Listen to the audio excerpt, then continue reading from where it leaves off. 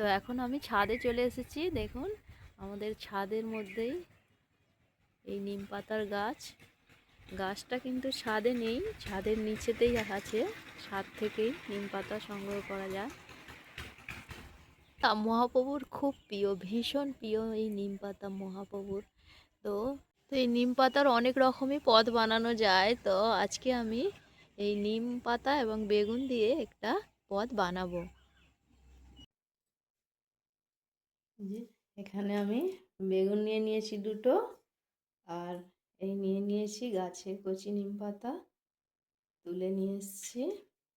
নিম পাতাগুলো আমি ভালো করে ধুয়ে নিয়েছি, আর বেগুনও ধুয়ে নিয়েছি। ডাঁটি থেকে এইভাবে করে চুঁচে নেব।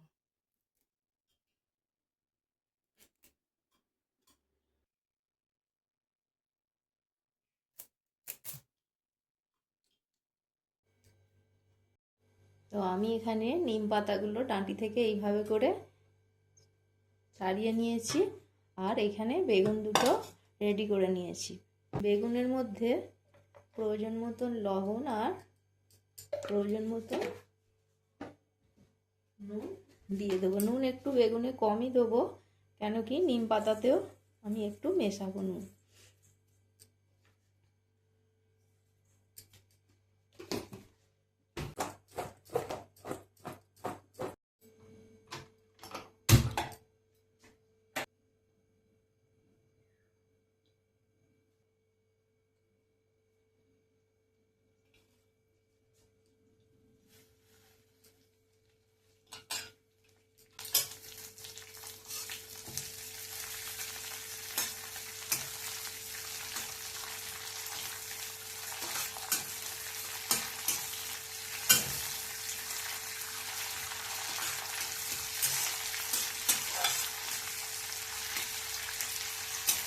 নিম পাতাগুলো আমি তেলের মধ্যে দিয়ে ভাজছি।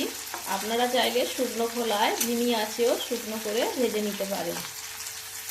এই কচি নিম পাতা শুকনো খোলায় ভেজে সংরক্ষণ করে রাখা যায়।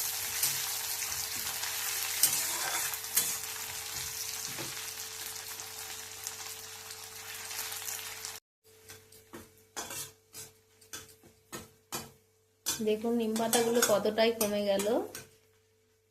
নিম পাতাগুলো বেশ মচমচে করে ভেজে নিতে হবে।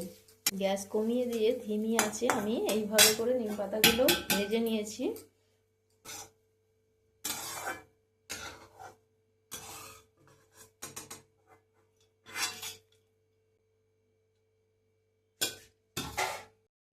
নিম পাতাগুলো ভেজে নেওয়া হয়ে গেছে। আমি সাদা তেল দিয়ে এখানে নিম পাতাগুলো ভেজেছি। আপনারা চাইলে সর্ষের তেল অথবা গাওয়া ঘি দিয়ে ভাজতে পারেন। গাওয়া ঘি নিম পাতা ভাজলে সেটা আরও উপকার।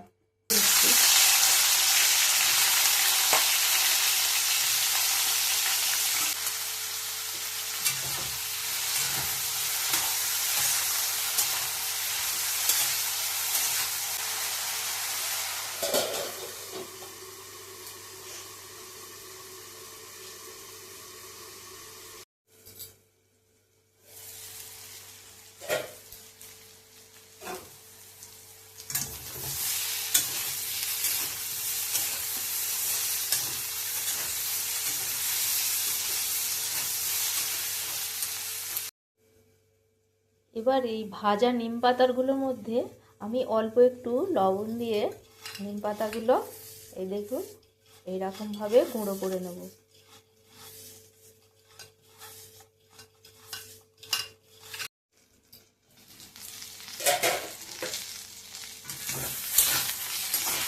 বেগুন দিয়ে ভাজা হয়ে যাচ্ছে। এবার এর মধ্যে আমি নিম পাতাগুলো দিয়ে দেব।